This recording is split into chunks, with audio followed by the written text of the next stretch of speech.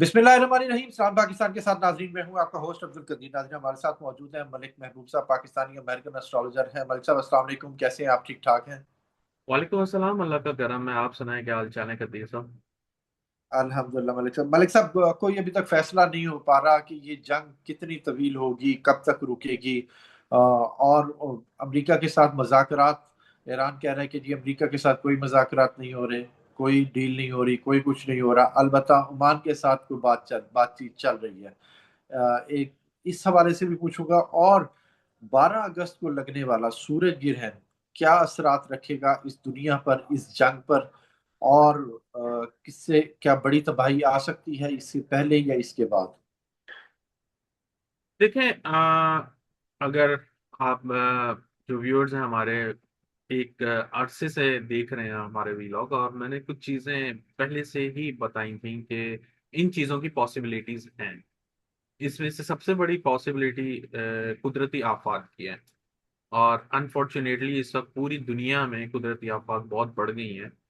अलग बात यह है कि हम लोगों को अब सीखना पड़ेगा ऐसे, क्योंकि आने वाला टाइम जंगों के और कुदरती आफात के लिए बहुत ज्यादा क्रिटिकल है। और नजर आता है कि आने वाले दिनों में मसाइल बढ़ेंगे। अब जो आपने पहली बात की है कि अगस्त का महीना कैसा रहेगा और 12 अगस्त को की क्या पॉसिबिलिटीज है। अगस्त के महीने में अगर मैं दुनिया की बात करूं तो अगस्त के महीने में बहुत मेजर चेंजेस आने वाली हैं। दो तीन रीजन है, बताता हूँ। प्लानिटरी पोजीशन में राहु का मार्स के साथ ट्राइन बना है। ये ठीक है। ट्राइन है, लेकिन ये कंजंक्शन हुआ था फेब्रवरी में। और फेब्रवरी के फिर आखिर में आपने जो हालात देखे थे वो बहुत खतरनाक थे। ये बिल्कुल। नो डाउट ये कंजंक्शन इतना पावरफुल नहीं है, बट जो दूसरी प्लेसमेंट है जुपिटर और सैटर्न की, वो एक ऐसी हैं कि जिसमें खुदा ना खास्ता मामलात पहले से भी ज्यादा बिगड़ सकते हैं। और ये बिल्कुल। जो जंग हमें अनस्टेबल लग रही है। अ, मुझे थोड़ा सा सरप्राइज मिला था जब ये जुलाई के मिड से स्टार्ट हो गई थी वापस बमबारी, लेकिन वो वापस कंक्लूड हो गई अगस्त के स्टार्ट में।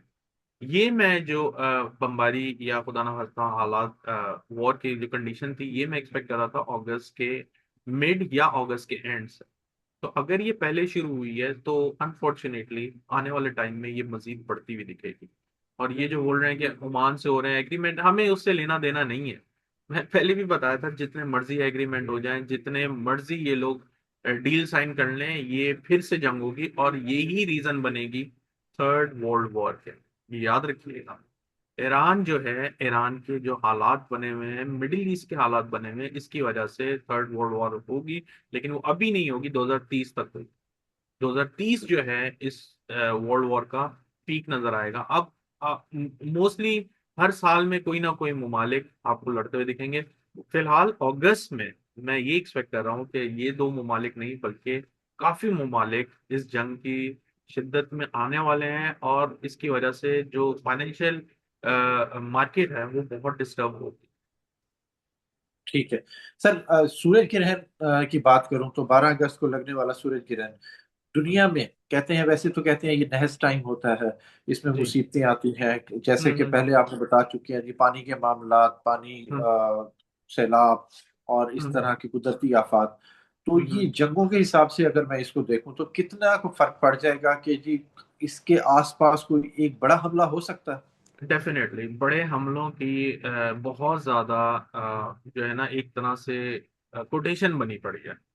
कोटेशन बनी पड़ी है, बस वही बात है कि ये जो जब भी इक्लिप्स आते हैं, ये उस चीज को ट्रिगर करते हैं। इनकी वजह से सिर्फ होता है काम।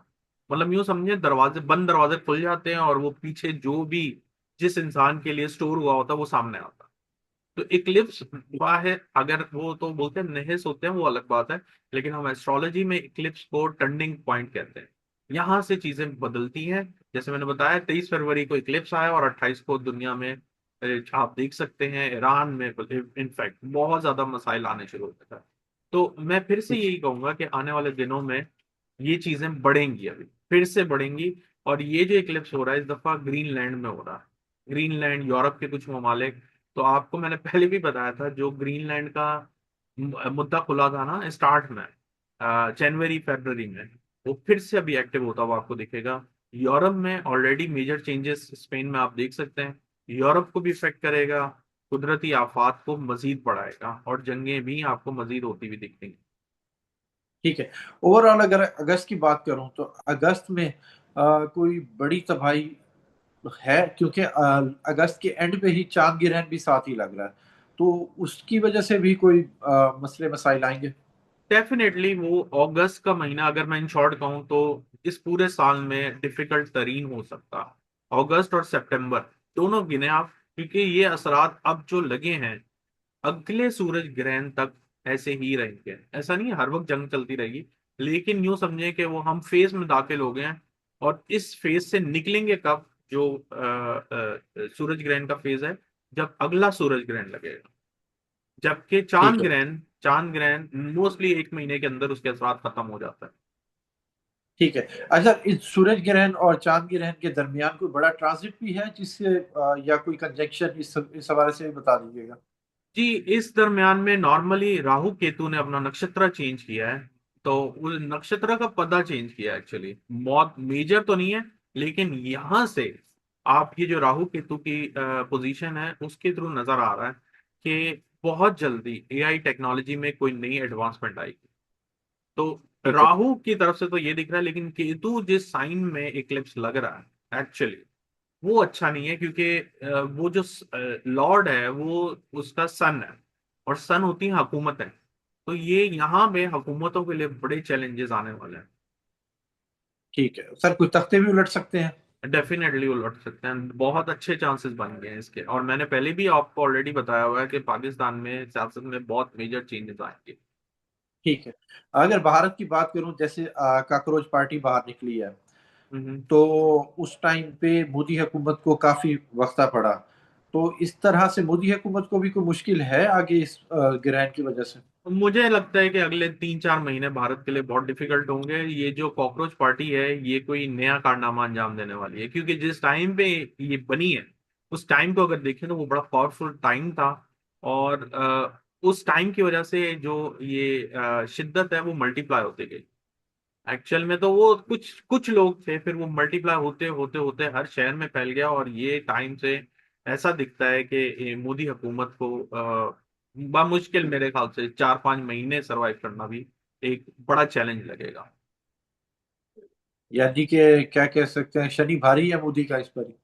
वो सर शनि के भारी होने से कुछ भी नहीं होता वो ऐसे ही डराया जाता है, लेकिन ओवरऑल जो है उसका हॉरोस्कोप बहुत डिस्टर्ब हो गया अभी। और इसके अलावा जो मार्स की दशा चल रही है इंडिया में, वो अच्छी दशा नहीं है, जिसमें सारे जो उनके एस्ट्रोलॉजर थे वो इतना टाइम से प्रिडिक्ट करते आ रहे थे कि दुनिया का बेहतरीन तरीन मुल्क हो जाएगा इंडिया। मुझे नहीं पता उनके पास क्या किस सिस्टम से फॉलो कर रहे थे, लेकिन मुझे ऐसा लग रहा है कि उनके यहाँ बहुत क्राइसिस आने हैं। तो इस तरह जैसे यूथ बाहर निकली है, दुनिया के किस हिस्से में ज्यादा ये असरात रखेगी आपके, और भी कहीं यूथ निकल सकती है।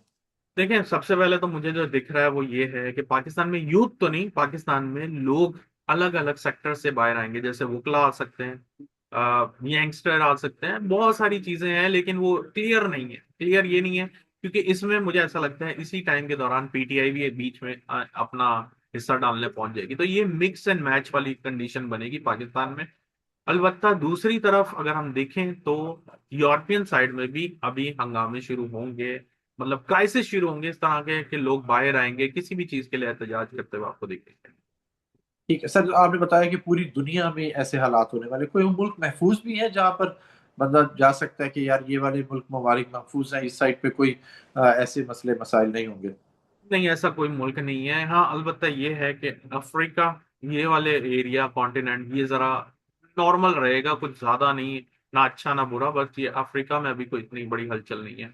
साउथ एशिया, आपका ये मिडिल ईस्ट और यूरोप अमेरिका ये सब डिस्टर्ब ही रहेंगे अब। दुनिया की इकोनॉमी बर्बाद हो रही है पेट्रोल की वजह से, तो ये क्राइसिस कब तक खत्म होंगे। सर, ये क्राइसिस नहीं खत्म होने वाले, ये बढ़ते हुए दिख रहे हैं मुझे। मुझे इनफैक्ट ये लग रहा है कि अगस्त सितंबर में आपको फाइनेंशियल क्रंच या फाइनेंशियल रिसेशन आपको नजर आने वाला है। तो इसी चक्कर में अवाम बाहर निकलेगी फिर। सर, वो अब अवाम किसी भी वजह से निकल सकती है, इसका तो नहीं पता, लेकिन अवाम बाहर आएगी। बहुत सारे मामलात हो सकते हैं, मैंने बताया, जैसे बुकला होंगे, अदालतें, इनके नए रूल्स एंड लॉ ऑर्डर की वजह से आवाम बाहर आ सकती है, महंगाई की वजह से, बहुत सारे रीजन हो सकते हैं, लेकिन ये जरूर दिखता है कि लोग आपको सड़कों पे नजर आएंगे।